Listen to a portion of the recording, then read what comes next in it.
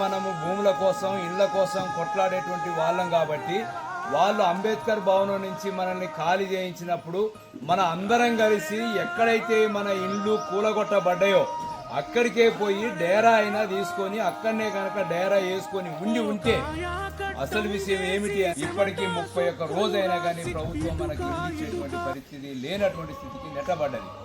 ఇప్పుడు ప్రభుత్వం మననే తుమ్మల నాగేశ్వరరావు గారు ఆ స్థలం దగ్గరికి పోయి ఏమంటాడంటే పేదోళ్లకు ఇండ్లు ఇచ్చినాము, మీరు అయిపోయినావు, మాకు ఇల్లు ఇవ్వాలి, అక్కడ సరైనటువంటి నిర్వాసితులకు ఇల్లు రాలేదని చెప్పేసి ప్రజలు నిర్వాసితులు మొత్తుకుంటుంటే ఈ సమస్యని పట్టించుకునేటువంటి పరిస్థితి లేదు. కాబట్టి దీన్ని తిరిగి మళ్ళీ తెర మీదకి తేవాల్సినటువంటి అవసరం 31 రోజు అయింది. కాబట్టి వీళ్ళు ఎవరు ముందుకు వచ్చేటువంటి పరిస్థితి ఉండదు. పాలక వర్గాలు ప్రయత్నం చేస్తున్నటువంటి పరిస్థితి ఉంది.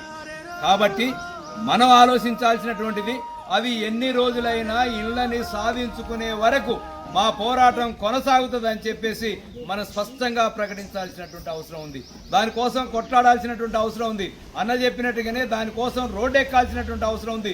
అన్ని రాజకీయ పార్టీలని ఇందులో సమీకరించి మా తరపున మీరందరూ కొట్లాడాల్సినటువంటి అవసరం ఈ సందర్భంగా ఏర్పడ్డది. కాబట్టి మీరందరూ మాకు సహకరించాలని చెప్పేసి అన్ని రాజకీయ పార్టీల దగ్గరికి పోయి మీరు సంఘటితంగా మీరు అందరూ పోయి వాళ్ళందరినీ కలిసి మేము పలానా తేదీన ఒక కార్యక్రమాన్ని పెట్టుకుంటున్నాం, మా ప్రదర్శనని పెట్టుకుంటున్నాం, దానికి మీరందరూ సంఘీభావాన్ని వ్యక్తం చేయాలని చెప్పేసి ఆ సందర్భంగా వాళ్ళందరినీ కోరాలనేటువంటిది మేముగా మీకు పిలుపు ఇవ్వటం అనేటువంటి జరుగుతుంది. అదే సందర్భంలో ఒక్క ప్రదర్శనతోటే మొత్తం సమస్య పరిష్కారం అవుతుంది అనేటువంటిది కూడా కాదు.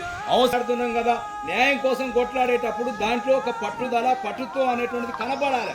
ఏదో ఫార్మాలిటీగా ఏదో వస్తున్నాం పోతున్నాం అనేటువంటిది అంటే మన యొక్క పట్టుదల, మన యొక్క కృషి, మన యొక్క చైతన్యం, మన యొక్క స్పిరిట్ ఏదైతుందో అది పాలక వర్గాలకు అర్థం కావాలి. వీళ్ళు ఇల్లు ఆ వైపుగా మీరు అందరూ ఆలోచించాలి. ఆలోచించి ఇల్లు వచ్చే వరకు మొత్తం అర్హత అనేటువంటిది అంటే ఏమిటి, వాళ్ళకి గ్రామాలలో ఇళ్ల స్థలం ఉంటే వాళ్ళ అర్హులు కాదు, గ్రామాలలో ఒక 10 గుంటల భూమి ఉంటే వాళ్ళు అంటే అట్లా లేనటువంటి వాళ్ళకు మాత్రమే ఇవ్వాలని చెప్పేసి ఇవాళ మాట్లాడుతున్నటువంటి పరిస్థితి. మేము చెప్తున్నటువంటిది ఏంటంటే 10-12 సంవత్సరాల నుంచి వాళ్ళు అనేక కష్టం పడుకుంటూ అక్కడ ఉన్నారు. కరెంటు లేదు అయినా భరించారు, నీళ్లు లేవు అయినా భరించారు, సరైనటువంటి రోడ్డు సౌకర్యాలు